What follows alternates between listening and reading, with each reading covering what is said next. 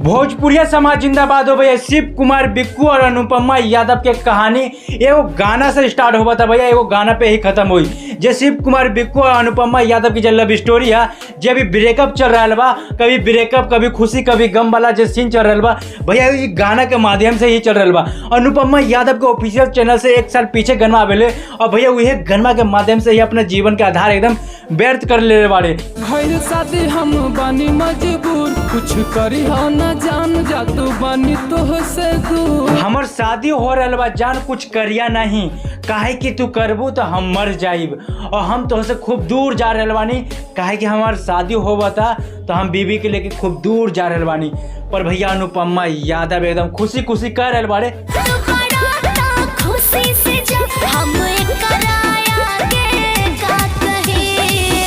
जात बाड़े तो जो एकरा में हम का करी, जो हम तू सोच रहे बाड़े कि तोहरा प्यार में हम नस काट देब, इतना पागल ना है। तोरा प्यार में काट ली नस, हम तनो पागल ना हई। भैया अनुपमा यादव भाई गोरखपुर के लड़की है, इतना पागल कैसे हो सकेली? उहो भैया मास्टरनी के बेटी वो पागल हो जाए, ऐसा हो सकेला का? भैया अनुपमा यादव साफ साफ कह दिले बाड़े कि हम तोरा चलते हाथ ना काटब नस के ना कुछ करब, जात वाले तो जो ना तोरा गम थोड़ी नहीं के, तोरा जैसे माल आते जाते रही, वही वाला काम हो रहा बा भैया।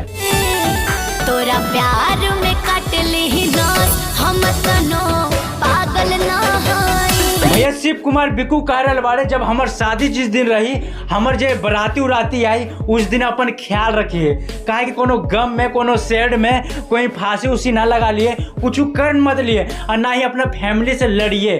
काहे कि हमार शादी हो रहा बा, हमारा पता है कि हमने दोनों का प्यार बहुत अमर रहे, पर का करी घरे के जो मजबूरी है, जो हमार बाबूजी के हमार माई के जो पसंद नहीं के हमार दोनों के जोड़ी, तो का करी उहे जोड़ी के हटावे खातिर हमार बाबूजी शादी करवा रहे बाड़े। लेकिन अपने घर में ऐसा काम बिल्कुल ना करिए। शादी के दिन रखी अपन ढेर ख्याल हो। हम ऊ में से लड़की ना है जब बिखर के टूट जाई और तू बोले पूरी खाए, हम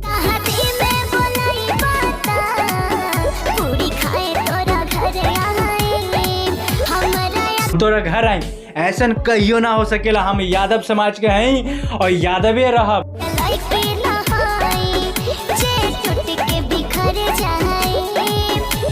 अब भैया हमार अखिया से एको गो लोर गिरी, ऐसा बिल्कुल ना हो सकेला।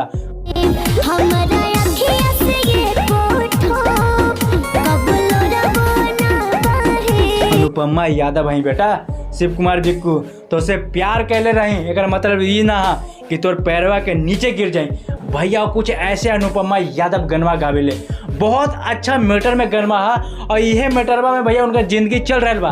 कमेंट के जरूर बताइए गनवा कैसा लगल, का सही में यह मैटरवा में गनवा चल रहा बा का शिव कुमार बिक्कू अभी शादी करिए अनुपमा यादव से ना करिए, का सेम ये गनवा में जो हो रहा बा, जो शिव कुमार बिक्कू कह रहे बारे कि हमार शादी सेट हो रहा बा, घर के मजबूरी है, का हुए का शिव कुमार पहले शादी करिए केकरो और लड़की से और अनुपमा यादव के बाद में हुई। कमेंट कर जरूर बताइए। भोजपुरिया समाज जिंदाबाद हो, आप देख रहे हैं दिलदार सब।